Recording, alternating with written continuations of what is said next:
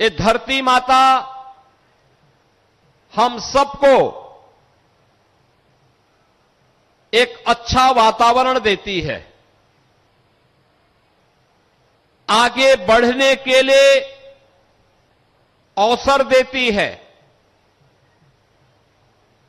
पेट भरने के लिए अन्न देती है, अच्छे अच्छे फल देती है, पीने के लिए जल उपलब्ध करवाती है, घर की आवश्यकताओं की सारी आवश्यकताओं की पूर्ति धरती माता करती है। और उस धरती माता के बारे में भारतीय ऋषि का जो संकल्प रहा है वह रहा है माता भूमि पुत्रोहम पृथिव्या का, यानी ये धरती हमारी माता है, हम सब इसके पुत्र हैं। एक पुत्र के रूप में अपने उत्तरदायित्व का निर्वहन करने के लिए आदरणीय प्रधानमंत्री जी ने हर भारतवासी से कहा कि हमारा राष्ट्रीय दायित्व भी है आने वाली पीढ़ी को कैसा भविष्य हम देना चाहते हैं, इस राष्ट्रीय कर्तव्य मान करके भी हम सबको इस अभियान का हिस्सा बनना चाहिए। और इसी अभियान का हिस्सा बनने के लिए इन्होंने जो सबसे सुंदर थीम प्रत्येक भारतवासी के लिए दी, वह दी एक पेड़ मां के नाम। यूपी के अंदर इंफ्रास्ट्रक्चर में भारी वृद्धि हुई है, नए नए एक्सप्रेसवे, हाईवे, सड़कों का एक लंबा जाल बिछा है, नए नए उद्योग आए हैं, शहरीकरण में भी नई नई कॉलोनियां बनी हैं, बसी हैं। सबसे ज्यादा भौतिक विकास की गति को तेज करने में योगदान देने वाले राज्य के रूप में यूपी ने अपने आप को स्थापित किया है।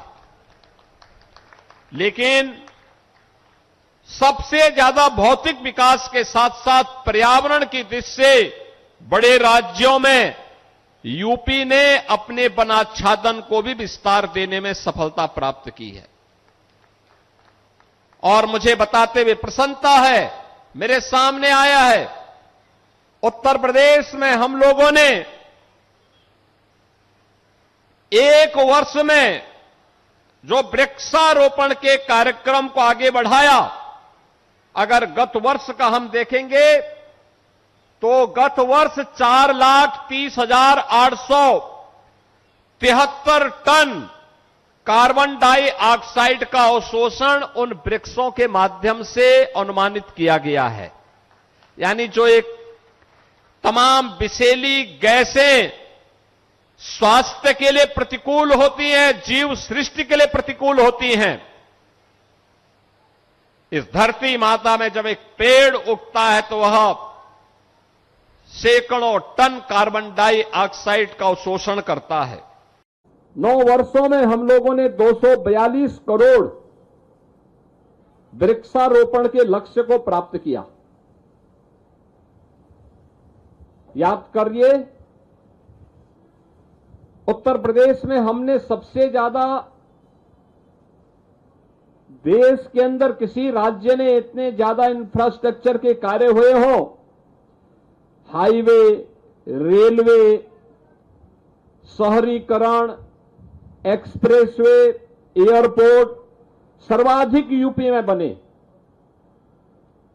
और सब कुछ होने के बावजूद भी हम लोगों ने प्रदेश के वनाच्छादन को बढ़ाने में सफलता प्राप्त की।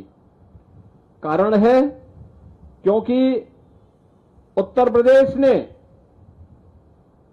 हर वर्ष वृक्षारोपण के बड़े अभियान को भी आगे बढ़ाया और उनकी सुरक्षा की पुख्ता व्यवस्था भी की। आज कोई भी इंटरनेशनल संस्था जब देखती है या फॉरेस्ट रिसर्च इंस्टीट्यूट के माध्यम से हम लोग जब इसकी सर्वे करवाते हैं, सेटल मैप सैटेलाइट की मैपिंग लेकर के भी हम लोग जब उसकी इमेजेस लेते हैं तो स्पष्ट दिखता है कि उत्तर प्रदेश का वनाच्छादन बढ़ा है। और इसीलिए इस वर्ष भी हम लोगों ने 5 जून के बाद जो अभियान आगे बढ़ाया है, उस क्रम में आज अकेले 12 जुलाई को प्रदेश में 35 करोड़ से अधिक वृक्षारोपण के लक्ष्य को हम लोगों ने रखा है। एक बड़ा लक्ष्य है, लेकिन उत्तर प्रदेश जैसे राज्य के लिए ये कठिन नहीं है। दुनिया के अंदर ग्लोबल वार्मिंग की जो चेतावनियां दी जा रही हैं, आने वाले समय में समुद्र के किनारे बहुत सारे शहर डूबने की स्थिति में हो जाएंगे, जल का भीषण संकट हो जाएगा। बहुत सारी सिटी ऐसी हो जाती हैं जो सर्दियों में गैस चेंबर जैसी बन जाती हैं।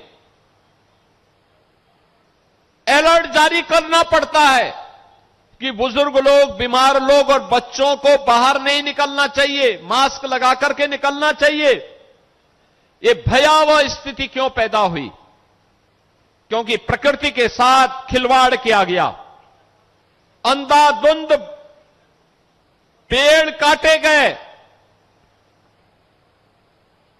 जल का दोहन तो किया गया, लेकिन जल संरक्षण के लिए कोई प्रयास नहीं हुआ। तालाबों पर अवैध कब्जे हो गए।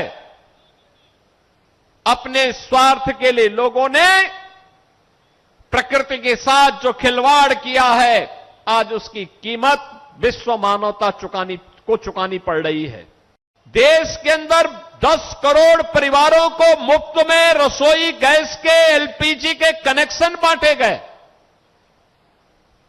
जो पहले कांग्रेस की सरकार में 50,000 और 1-1 लाख में ब्लैक होता था, प्रधानमंत्री मोदी जी ने 10 करोड़ परिवारों को फ्री में एलपीजी के कनेक्शन उपलब्ध करवाए और ग्रीन ईंधन आपके घर में जले और माताओं और बहनों की आंखों की रोशनी लंबे समय तक उनके पास बनी रहे।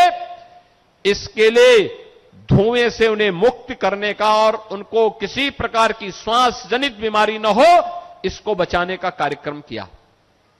अकेले यूपी में 2 करोड़ परिवारों को यह लाभ मिला।